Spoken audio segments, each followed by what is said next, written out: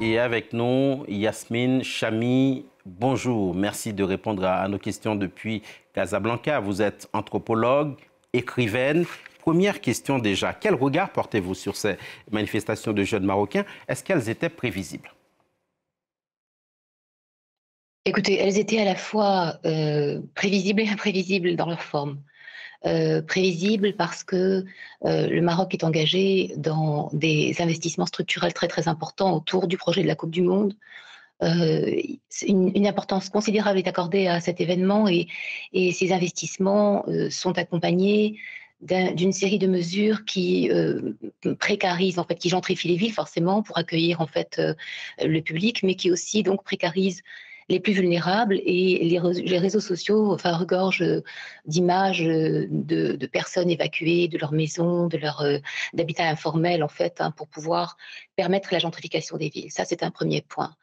Et puis, cette jeunesse, en fait, qui se manifeste aujourd'hui à travers le réseau Gen Z, en fait, hein, c'est une jeunesse qui apparaît et qui est a priori apolitique, c'est-à-dire qui déserte les canaux traditionnels d'engagement politique, mais qui, au fond, est profondément politique au sens où elle est intéressée à l'amélioration des Mhm. conditions de vie. Les jeunes réclament, en fait, hein, des, des, des, des prestations absolument attendu d'un État social, c'est-à-dire au fond la santé, l'éducation et puis la lutte contre la corruption. Il n'y a là rien de vraiment nouveau dans les revendications de la jeunesse marocaine. C'est le mode d'expression qui change et c'est aussi la qualité du discours de ces jeunes qui est impressionnante. Yasmine Chamy, vous dites dans une tribune publiée sur un réseau social que ce qui se joue aujourd'hui a profondément à voir avec l'organisation patriarcale de la société marocaine. Vous dites aussi que le pouvoir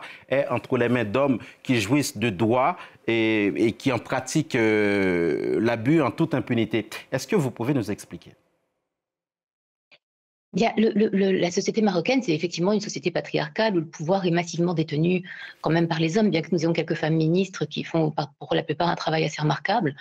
Et vous savez, le patriarcat, c'est une structuration de la société et en vérité qui s'exerce de manière verticale. Le pouvoir s'exerce de manière verticale et la question centrale, le pacte social, le pacte politique, il est construit autour de la question de la sécurité publique, ce qui est très important, mais la question du soin, en fait, les politiques du soin sont relativement insuffisantes. Et évidemment, l'horizontalisation des responsabilités, ça permettrait de rétablir les corps intermédiaires, ça permettrait de mettre en place des interlocuteurs pour la jeunesse et ça permettrait surtout justement de soulager, en fait Mhm. quand je dis soulager, c'est-à-dire d'alléger la pression sécuritaire en fait des organisations politiques. Je crois que on peut pas s'adresser à cette jeunesse avec uniquement une réponse sécuritaire, c'est absurde. C'est une jeunesse qui en fait repose la question du contrat politique en fait, hein, en mettant en son centre non pas les questions de sécurité, mais les questions du soin. D'ailleurs, les événements de destruction et la mort de 3 jeunes hein, qui s'en sont suivis ne sont pas le fait du mouvement Gen Z. Hein. Il y a, à côté de cette génération Gen Z, éduquée, consciente politiquement, extrêmement agile en fait, hein, avec cette Le, organisation numérique, si j'ose dire, hein, qui lui permet d'être partout à la fois. En réalité, à côté, il y a une jeunesse beaucoup plus désespérée, qu'on appelle les NEET en fait, hein, et qui sont des jeunes déscolarisés, qui n'ont absolument aucune opportunité, aucune possibilité de se construire, et ce sont eux en fait qui ont cassé. Et donc Yasmine en fait, Chamy. l'État, oui. Pardonnez-moi de vous interrompre. Et vous parlez d'un mélange explosif de patriarcat et de féodalité et du Maroc des uns qui Oui. serait différent du Maroc des autres. Alors, pour qu'on se comprenne bien, quelles sont les caractéristiques de ce Maroc qui serait à deux, voire à plusieurs vitesses? J'aime mieux plusieurs vitesses parce qu'il y a des Marocs vraiment. Il y a bien évidemment le Maroc des élites hein, socio-économiques extrêmement privilégiées et qui en fait, et ce sont des élites qui vivent exactement comme on vit partout ailleurs dans le monde quand on est privilégié.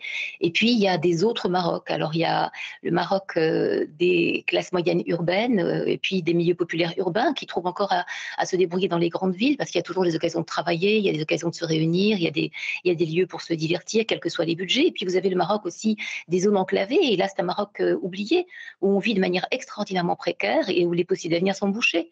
Ce sont ces jeunes-là aussi qui s'expriment avec davantage de violence et il faut les comprendre parce qu'il faut adresser ces besoins-là. Je veux dire que la répression, elle est, elle est, elle est, elle est un des outils de l'État, mais elle ne peut pas être l'unique outil de l'État. Et vous mettez en cause des intérêts privés, source de captation de richesses et de toutes sortes d'abus. À quels intérêts Oui. privés exactement faites-vous référence, Yasmine Chami? Il y a en ce moment, et d'ailleurs c'est la génération Gen Z le souligne aussi, en fait, hein, il y a une déstructuration du service public au profit en fait, hein, du secteur privé, comme si en fait le secteur privé pouvait prendre en charge en fait les services défaillants de l'État, comme l'éducation et la santé. On a en fait dans toutes les grandes villes, hein, l'hôpital public est désinvesti de ses forces vives parce que les cliniques privées eh bien, attirent les médecins avec des salaires bien supérieurs, avec des possibilités de carrière, de matériel, en fait, hein, qui viennent concurrencer sévèrement les services publics. Et en réalité, c'est le fruit d'une politique construite, c'est-à-dire au fond permettre au secteur privé de prendre le relais de l'État qui investit moins en fait qu'il ne devrait le faire dans la santé et dans l'éducation, même si les dépenses restent importantes, mais ce n'est pas suffisant. Et Les jeunes réclament en fait, le collectif, paradoxalement, c'est un collectif. le Oui. collectif Gen Z 212 dit agir par amour de la patrie et Oui. du roi. Yasmine Chami, personne à l'heure qu'il est ne semble remettre en cause la centralité de la monarchie. C'est quand même une question importante, voire centrale à se poser.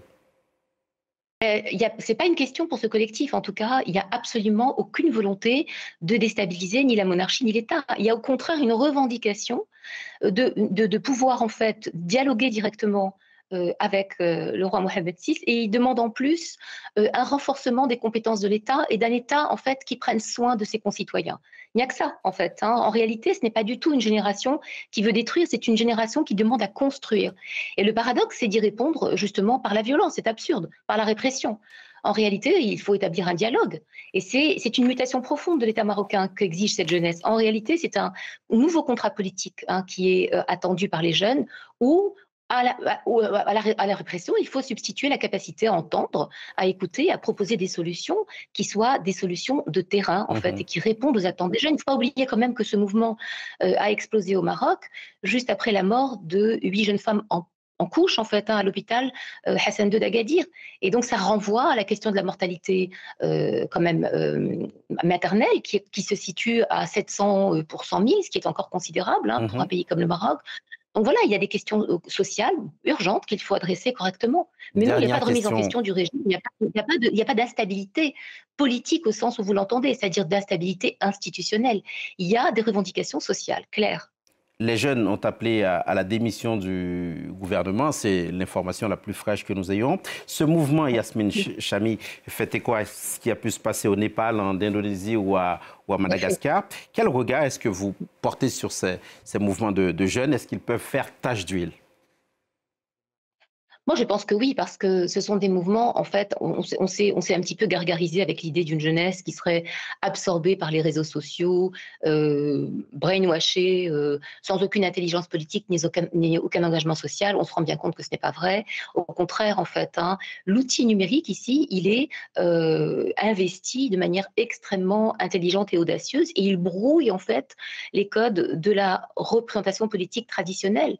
Je crois que ces jeunesses à travers les pays de ce qu'on appelle le Sud global, en fait, pour l'instant, hein, parce que ça peut toucher aussi bien le Nord, eh bien, sont en train de bousculer, en fait, les institutions politiques traditionnelles, et elles installent véritablement un lieu démocratique, hein. Il y a des forums, il y a des discussions sur le web, à travers des réseaux comme Discord ou Instagram ou TikTok, on les voit.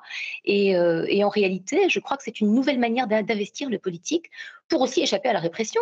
Je veux dire, Merci. ils s'organisent sur les réseaux avant d'exister dans la rue. Et Merci ils beaucoup. obtiennent effectivement la démission des gouvernements. Donc, c'est pas Merci. rien. Merci beaucoup, Yasmine Chami, d'avoir accepté de répondre à nos questions ce matin à la Une.